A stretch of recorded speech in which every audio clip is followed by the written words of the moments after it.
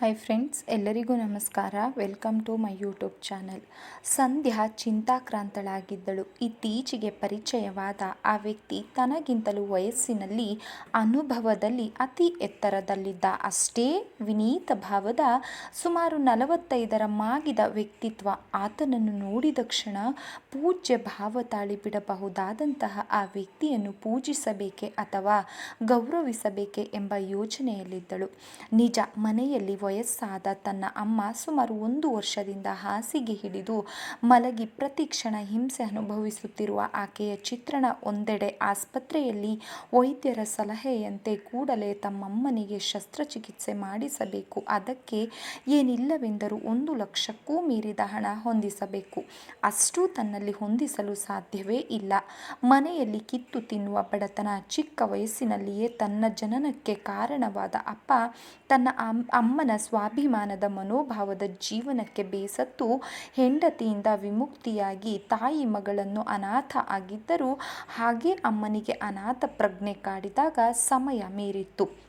ಹಲವಾರು ಸಮಸ್ಯೆಗಳಿಗೆ ತನ್ನಮ್ಮ ಪ್ರತಿಸ್ಪಂದಿಸಬೇಕಿತ್ತು. ಇಂತಹ ಸ್ಥಿತಿಯಲ್ಲಿ ತನ್ನ ಅಮ್ಮನಾದರೂ ಏನು ಮಾಡಿಯಾಳು ಪಾಪ. ತನ್ನ ಕೈಲಾದಷ್ಟು ಅಕ್ಕಪಕ್ಕದವರ ಮನೆಯ ಕೆಲಸಗಳನ್ನು ಮಾಡಿ ಅವರ ತಂದೆ ಕೊಟ್ಟ ಒಂದು ಚಿಕ್ಕ ಗುಡಿಸಲಿನಂತಹ ಗೂಡಲ್ಲಿ ತನ್ನ ಮುದ್ದಿನ ಮಗಳನ್ನು ಗುಬ್ಬಿಯ ಮರಿಯಂತೆ ಹೇಗೋ ಸಾಕಿ ಬೆಳೆಸಿದಳು. ಅಂತಹ ಕಷ್ಟದಲ್ಲಿಯೂ ಕಾಲೇಜಿನವರಿಗೆ ಓದಿಸಿದಳು. ಅಮ್ಮ ಅಂದ್ರೇ ಹಾಗೆ ಅಲ್ವಾ, ಬೆರಗಿನ ಆಗರವಲ್ಲವೇ, ಅಂಚಿಲ್ಲದ ಮಮತೆಯಲ್ಲವೇ. ಅದಕ್ಕೆ ತಾನೇ ಅಮ್ಮನೆಂದರೆ ಭೂಮಿ ಎನ್ನುವುದು. ಇಂದು ಆ ಅಮ್ಮ ಜೀವನ್ಮರಣದ ಮಧ್ಯೆ ಹೋರಾಡುತ್ತಾ ಆಸ್ಪತ್ರೆಯ ಬೆಡ್ ಮೇಲೆ ಆಗಸದತ್ತ ಕಣ್ಣು ಮಾಡಿಕೊಂಡು ಮಲಗಿದ್ದನ್ನು ನೋಡಿದರೆ ಸಂಧ್ಯಾಳ ಕಣ್ಣಾಳೆಗಳು ಜಿನುಗುತ್ತಲೇ ನೋವಿನಾಳದಲ್ಲಿ ಮನಸ್ಸು ಒದ್ದಾಡುತ್ತದೆ. ಸಮಯ ನೋಡಿಕೊಂಡಳು. ಅದಾಗಲೇ ರಾತ್ರಿ 7 ತೋರುತ್ತದೆ. ಮತ್ತೆ ವೈದ್ಯರು ಹೇಳಿದ ಮಾತು ನೆನಪಾಯಿತು. ಶಸ್ತ್ರಚಿಕಿತ್ಸೆ ಮಾಡಿಸಬೇಕೆಂದರೆ ನಾಳೆ ಬೆಳಗ್ಗೆ 1 ಲಕ್ಷ ರೂಪಾಯಿ ಹೊಂದಿಸಿಕೊಳ್ಳಬೇಕಾಗಿತ್ತು. ತಾನಿರುವ ಈಗಿನ ಸ್ಥಿತಿಯಲ್ಲಿ ತನ್ನ ಉಳಿತಾಯದ ಮೊತ್ತ ಮತ್ತು ತನ್ನ ಪರಿಚಯದವರಿಂದ ಸಹಾಯ ಪಡೆದುಕೊಂಡಲ್ಲಿ 20,000 ಹೊಂದಿಸಿಕೊಳ್ಳಬಹುದಿತ್ತು. ಉಳಿದ ಮೊತ್ತಕ್ಕೆ ಹೇಗೆ ಎಂದು ಯೋಚಿಸುತ್ತಿರುವಾಗ ವಾರದ ಹಿಂದೆ ತಾನು ಕೆಲಸ ಮಾಡುತ್ತಿದ್ದ ಆಫೀಸಿನಲ್ಲಿ ಗ್ರಾಹಕರಾಗಿ ಬಂದ ಹಿರಿಯರೊಬ್ಬರ ಪರಿಚಯವಾದದ್ದು ನೆನಪಾಯಿತು. ಜಯರಾಮ ವಯಸ್ಸಿನಲ್ಲಿ, ಅನುಭವದಲ್ಲಿ ಮಾಗಿದ ಅವರನ್ನು ಕಂಡಾಗ ಗೌರವದ ಭಾವ ಸಂಧ್ಯಾಳದ್ದು. ಆಗ ಒಂದಾಗೊಮ್ಮೆ ಸಂಧ್ಯಾಳ ಜೊತೆ ವ್ಯಾವಹಾರಿಕ ವಿಷಯಗಳ ಕುರಿತು ಮಾತನಾಡುತ್ತಿದ್ದರು. ಬಂದು ಒಮ್ಮೆ ತಮ್ಮ ವೈಯಕ್ತಿಕ ವಿಷಯಗಳನ್ನೂ ಸಹ ಅವಳೊಂದಿಗೆ ಹಂಚಿಕೊಂಡಿದ್ದರು. ಮದುವೆಯಾಗದೆ ಕಾಮನೆಗಳ ಮೂಟೆಗಳನ್ನು ಕಟ್ಟಿಕೊಂಡಾತ.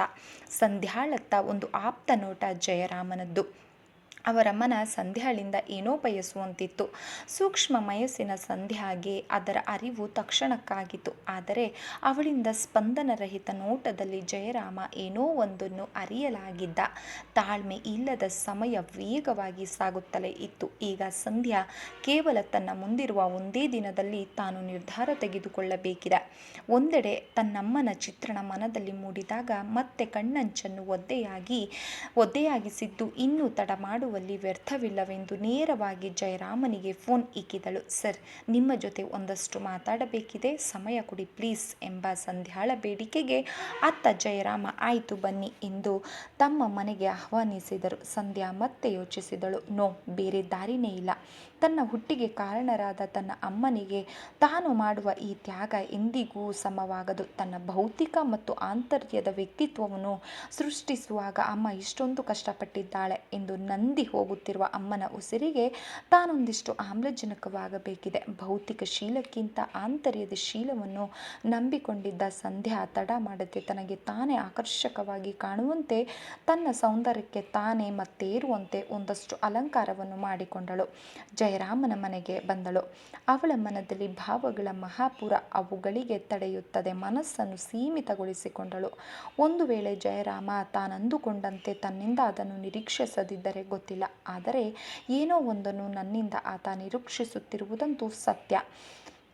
ಆತುರ ನಿರೀಕ್ಷಿಸಲು ತಾನು ತನ್ನ ಅಮ್ಮನಿಗಾಗಿ ಕಾಪಾಡಿಕೊಳ್ಳುವುದು ಅನಿವಾರ್ಯ. ಹೀಗೆ ಭಾವಗಳ ದಾಖಲಾಟದಲ್ಲಿ ತುಂಬ ಧಾವಂತದಲ್ಲಿದ್ದ ಸಂಧ್ಯಾಳ ಮುಂದೆ ಇದ್ದದ್ದು ತನ್ನ ಅಮ್ಮ ಮಾತ್ರ. ಜಗತ್ತಿನ ಅದ್ಭುತ ಬೆರಗಿನ ಆಗರವಾಗಿದ್ದ ತನ್ನ ಅಮ್ಮನನ್ನು ಸಂಧ್ಯಾ ಹೇಗಾದರೂ ಮಾಡಿ ಉಳಿಸಿಕೊಳ್ಳಬೇಕಿತ್ತು. ಅದಕ್ಕೆ ಮನವಿಲ್ಲದಿದ್ದರೂ ತನ್ನ ತನುವಿನ ವ್ಯವಹಾರಕ್ಕೆ ನಿರ್ಧರಿಸಿದಳು. ಆದರೆ ತನ್ನ ಮೌನದೊಳಗಣ ಭಾವಗಳ ಅಭಿವ್ಯಕ್ತಿ ಹೇಗೆ? ಆ ಭಾವ ಜಯರಾಮನಿಗೆ ಕೇವಲ ಒಂದು ಕಥೆಯಾದರೆ, ಅಲ್ಲಿ ತನ್ನ ಭಾವಗಳಿಗೆ ಜೀವವಿಲ್ಲವಂತಾದರೆ ಎಲ್ಲವೂ ಕನಸು ಮೇಲೋಗರವಾಗಿತ್ತು. ಸಂಧ್ಯಾ ಆತಂಕದಲ್ಲಿ ಜಯರಾಮನ ಮನೆಗೆ ಬಂದು ಬಾಗಿಲು ತಟ್ಟಿದಾಗ ಜಯರಾಮ ಬಾಗಿಲು ತೆರೆದು ಸಂಧ್ಯಾಳನ್ನು ಒಳಗೆ ಕರೆದು ಇಬ್ಬರು ಸಾಕಷ್ಟು ವಿಚಾರ ಮಾತನಾಡಿದರು. ಅಮ್ಮನಿಗಾಗಿ, ಆಕೆಯ ಉಸಿರಿಗಾಗಿ ನಾನು ಈ ನಿರ್ಧಾರ ತೆಗೆದುಕೊಂಡಿರುವೆ. ದಯವಿಟ್ಟು ನನಗೆ ಹಣದ ಸಹಾಯ ಮಾಡಿ, ಮುಂದೆ ನಿಮ್ಮ ಹಣವನ್ನು ತೀರಿಸುವೆ ಎಂಬ ಬೇಡಿಕೆಗೆ ಸಂಬಂಧಿಸಿದ ಜಯರಾಮ, ಸಂಧ್ಯಾ ನೀನು ಸಹಕರಿಸಿದರೆ ನೀನು ಕೇಳಿದಷ್ಟು ಹಣ ಕೊಡುವೆ, ನನಗೆ ಹಿಂದಿರುಗಿಸುವುದು ಬೇಡ ಎಂದ. ಸಂಧ್ಯಾಗೆ ಸಹಕಾರ ಎಂಬ ಶಬ್ದದ ಅರಿವಾಗಲು ತಡವಾಗಲಿಲ್ಲ.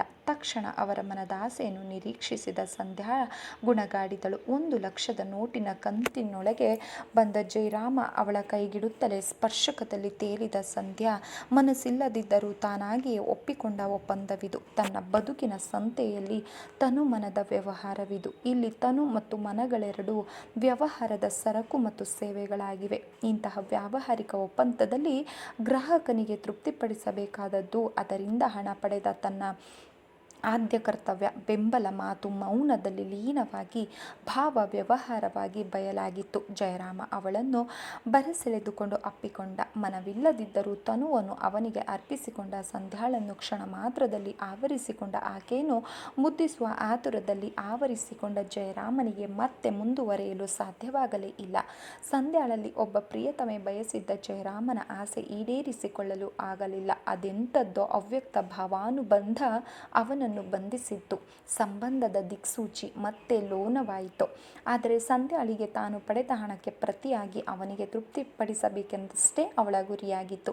ಸಹಕರಿಸಿದಳು. ಜಯರಾಮನಿಗೆ ಅವಳನ್ನು ಕೂಡಿಕೊಂಡು ಮುಂದುವರೆಯಲು ಸಾಧ್ಯವಾಗಲಿಲ್ಲ. ಯಾವುದೋ ಅವ್ಯಕ್ತ ಭಯ, ಎಂತಹದ್ದು ಸಂಬಂಧದ ವಾಸನೆ.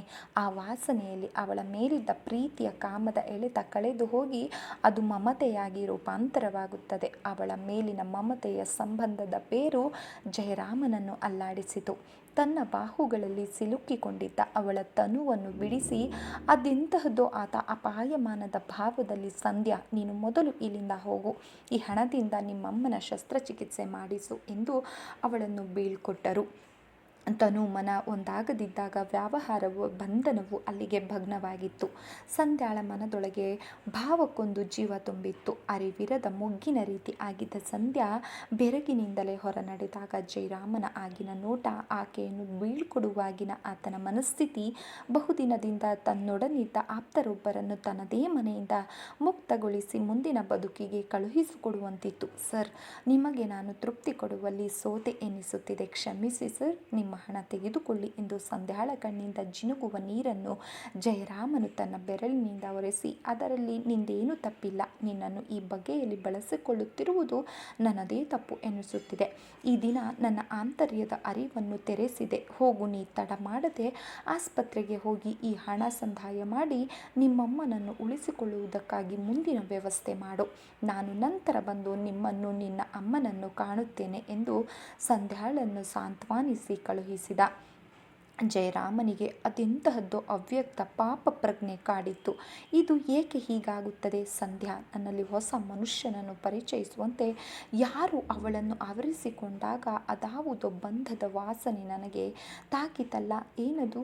ಹೀಗೆ ಏನೆಲ್ಲ ಯೋಚನೆ ಮಾಡುತ್ತಾ ಸಮಾಧಾನದ ಉತ್ತರ ಸಿಗದೆ ನಿದ್ರೆಯನ್ನು ಒರೆಸಿ ಶೂನ್ಯದೊಳಗೊಂದಾಗುತ್ತಾನೆ ಜಯರಾಮ.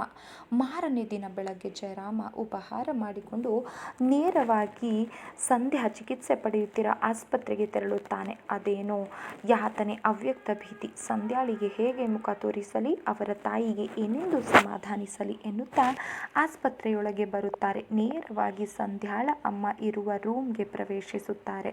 ಸಂಧ್ಯಾ ಅವರನ್ನು ಕಂಡೊಡನೆ ಎದ್ದು ನಿಂತು, ಬನ್ನಿ ಸರ್, ರಾತ್ರಿ ಆಪರೇಷನ್ ಆಯಿತು, ಇನ್ನು ಪ್ರಜ್ಞೆ ಬಂದಿಲ್ಲ, ಈಗ ಅಮ್ಮಂಗೆ ಎಚ್ಚರವಾಗಬಹುದು, ಕುಳಿತುಕೊಳ್ಳಿ ಸರ್ ಎನ್ನುತ್ತಾ ತನ್ನಮ್ಮ ಮಲಗಿದ್ದ ಬೆಡ್ಡಿನ ಹತ್ತಿರವೇ ತಾನು ಕುಳಿತ ಚೇರನ್ನು ಸರಿಸುತ್ತಾಳೆ. ಈ ಪೂರ್ಣ ಪ್ರಜ್ಞೆ ಬಂದಿರದ ಅವರಮ್ಮನ ಹತ್ತಿರವೇ ಕುಳಿತುಕೊಂಡ ಜಯರಾಮ ಆಕೆಯ ಮುಖದನ್ನು ದಿಟ್ಟಿಸುತ್ತಾನೆ. ಎಂತಹದ್ದೋ ಸಂಬಂಧದ ಅನುಬಂಧದ ಸಂಕೋಲೆಯಲ್ಲಿ ಚಕಿತನಾಗಿ ಬೆರಗಾಗುತ್ತಾನೆ. ಸಂಧ್ಯಾ ಇಲ್ಲಿಯೇ ಇದ್ದ ಕಾರಣ ಏನೂ ತೋಚದೆ ಚೇರಿನಲ್ಲಿ ಕೂರುತ್ತಾನೆ. ಆಗ ಸಂಧ್ಯಾ, ಸರ್, ಅಮ್ಮನಿಗೆ ಕೆಲವು ಮಾತ್ರೆ ತರಬೇಕಿದೆ, ನೀವು ಇಲ್ಲಿಯೇ ಕೂತಿರಿ, ನಾನು ತರುತ್ತೇನೆ ಎಂದು ಹೊರ ನಡೆಯುತ್ತಾಳೆ. ಜಯರಾಮ ಮತ್ತೆ ಸಂಧ್ಯಾಳ ತಾಯಿಯತ್ತ ದೃಷ್ಟಿ ನೀಡುತ್ತಾನೆ. ಅವರ ಮುಖ ನೆವರಿಸಿ ಹಣೆ ಮುಟ್ಟಿ ನೋಡುತ್ತಾನೆ. ಮನಸ್ಸು ದಶಕಗಳ ಹಿಂದೆ ವಾಲುತ್ತದೆ. ಅಷ್ಟರಲ್ಲಿ ಸಂಧ್ಯಾಳ ಅಮ್ಮ ನೋಡುತ್ತಾಳೆ. ಕೂಡಲೇ ಜಯರಾಮ ಮಮತಾ ಎಂದು ಕರೆಯುತ್ತಾನೆ. 20 ವರ್ಷಗಳ ಹಿಂದಿನ ದಿನಗಳಿಗೆ ಅವರ ಮನಸ್ಸು ಚಲಿಸುತ್ತದೆ. ಜಯರಾಮ ಪ್ರೇಮಿಸಿ ಮದುವೆಯಾಗಿದ್ದ ಮಮತಾ ಅನ್ಯ ಜಾತಿಯ ಹುಡುಗಿ ಎಂಬ ಕಾರಣಕ್ಕೆ ತಮ್ಮ ಮನೆಯಲ್ಲಿ ಮಮತಾಳನ್ನು ಒಪ್ಪಿಕೊಂಡಿರುವುದು, ಮಮತಾ ವಿಪರೀತ ಸ್ವಾಭಿಮಾನಿಯಾದ ಕಾರಣ ತಾಳ್ಮೆಯ ಶಕ್ತಿ ಇಲ್ಲದ ಸಿಡುಕುವುದು, ಹೀಗೆ ಭಾವನೆಗಳ ತಾಕಲಾಟದಲ್ಲಿ ಸರಿಹೊಂದದೆ ಅನಿವಾರ್ಯವಾಗಿ ತಮ್ಮಿಬ್ಬರ ಮಧ್ಯದ ಸಂಬಂಧದ ಬೆಸುಗೆಯ ಬೇಡಿ ಕಳಚಿದ್ದು ಅವರಿಬ್ಬರ ಮಧ್ಯೆ ಅದೊಂದು ಬಿಡುಗಡೆಯ ಭೇಟಿಯಾಗಿದ್ದರು. ಆಗ ಮಮತಾ 5-6 ತಿಂಗಳ ಗರ್ಭಿಣಿ. ಇಂತಹ ಪರಿಸ್ಥಿತಿಯಲ್ಲಿ ಗಂಡನನ್ನು ತೊರೆದು ಹೋಗುವ ನಿರ್ಧಾರಕ್ಕೆ ಬಂದದ್ದು. ಜಯರಾಮ ಎಷ್ಟೇ ಹೇಳಿದರೂ ಕೇಳದ ಮಮತಾಳ ಹಠ ಜಯರಾಮನಿಂದ ಅವಳನ್ನು ದೂರ ಮಾಡಿತು. ಇಲ್ಲೂ ತಪ್ಪು ಯಾರದ್ದು, ಆ ತಪ್ಪಿಗೆ ಯಾರು ಹೊಣೆ ಎನ್ನುವುದಕ್ಕಿಂತ ತನ್ನವರೆಲ್ಲರನ್ನು ಎಲ್ಲವನ್ನು ಬಿಟ್ಟು ಬಂದ ಮಮತಾಗಾಗಿ ಜಯರಾಮ ಅವಳನ್ನು ಸಾಂತ್ವನಿಸಿ ಅವಳೊಂದಿಗೆ ಬಾಳಬೇಕಿತ್ತು. ಹೀಗೆ ಏನೆಲ್ಲ ಯೋಚನೆ ಆಲೋಚನೆಗಳು ಇಬ್ಬರಲ್ಲಿ ಮಂಥನವಾದವು. ಜಯರಾಮ ದುಃಖದಿಂದ ನೀರಾಗುತ್ತಾನೆ. ಸಂಧ್ಯಾ ತನಗೆ ಪರಿಚಯವಾದಾಗಿನಿಂದ ನಂತರದ ಎಲ್ಲ ಬೆಳವಣಿಗೆಯನ್ನು ಜಯರಾಮ ವಿಷಾದವಾಗಿ ಮಮತಾಳೊಂದಿಗೆ ಹಂಚಿಕೊಳ್ಳುತ್ತಾನೆ. ಆದರೆ ಅವಳೊಂದಿಗೆ ಕಾಮದಾಸೆ ಈಡೇರಿಸಿಕೊಳ್ಳಲು ಪ್ರಯತ್ನಿಸಿದನು ಮಾತ್ರ ಹೇಳುವುದಿಲ್ಲ. ಮಮತಾ ತಮ್ಮಿಬ್ಬರ ಈ ಸಂಬಂಧ ತಿಳಿಯುವುದೂ ಬೇಡ. ಹಾಗೆ ತಿಳಿದಲ್ಲಿ ಅವಳಪ್ಪನಾದ ನಾನು ಅವಳ ದೃಷ್ಟಿಯಲ್ಲಿ ಕುಬ್ಜನಾಗುತ್ತೇನೆ.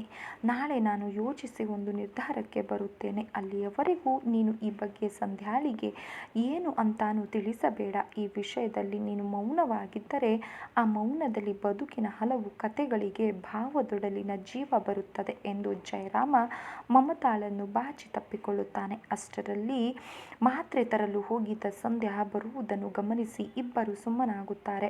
ಅಮ್ಮನನ್ನು ಸರಿಯಾಗಿ ನೋಡಿಕೊ ಎಂದು ಭಾವುಕನಾಗಿ ಹೊರಗೆ ತೆರಳುತ್ತಾನೆ. ಮರುದಿವಸ ಜಯರಾಮ ಆಸ್ಪತ್ರೆಗೆ ಬಂದ ತಕ್ಷಣ, ಈಗ ಹೇಗಿದ್ದೀರಿ ಮಮತಾ ಎನ್ನುತ್ತಾರೆ. ಸಂಧ್ಯಾಗೆ ಆಶ್ಚರ್ಯ. ಅಮ್ಮನ ಹೆಸರು ಇವರಿಗೆ ಹೇಗೆ ಗೊತ್ತಾಯಿತು? ನಾನು ಇವರಿಗೆ ಅಮ್ಮನ ಹೆಸರು ಸಹ ಹೇಳಿಯೇ ಇಲ್ಲವಲ್ಲ ಎಂದು ಆಶ್ಚರ್ಯಚಕಿತಳಾಗುತ್ತಾಳೆ. ಕೇಳಿಯೂ ಬಿಡುತ್ತಾಳೆ. ಅವಳ ಆಶ್ಚರ್ಯದ ಪ್ರಶ್ನೆಗೆ ಜಯರಾಮ ನಿರುತ್ತರನಾಗುತ್ತಾನೆ. ಇವರು ನನಗೆ ಮೊದಲೇ ಪರಿಚಯ, ಆದರೆ ಬಹುದಿನಗಳ ನಂತರ ಈ ಸ್ಥಿತಿಯಲ್ಲಿ ನಿನ್ನ ಮೂಲಕ ಅವರನ್ನು ಕಾಣುವಂತಾಗಿದೆ. ನಿನ್ನ ಅಮ್ಮ ಪೂರ್ಣವಾಗಿ ಆರಾಮವಾಗಲಿ, ನಾನು ಮತ್ತೆ ಬಂದು ಮಾತನಾಡಿಸುತ್ತೇನೆ ಎಂದು ಅಲ್ಲಿ ನಿಲ್ಲದೆ ತೆರಳಿದಾಗ ಸಂಧ್ಯಾ ಜಯರಾಮನ ವರ್ತನೆಗೆ ಮತ್ತೆ ಚೌಕಿತಳಾಗುತ್ತಾಳೆ. ಮನೆಗೆ ಬಂದ ಜಯರಾಮ ಚಿಂತಿತನಾಗುತ್ತಾನೆ.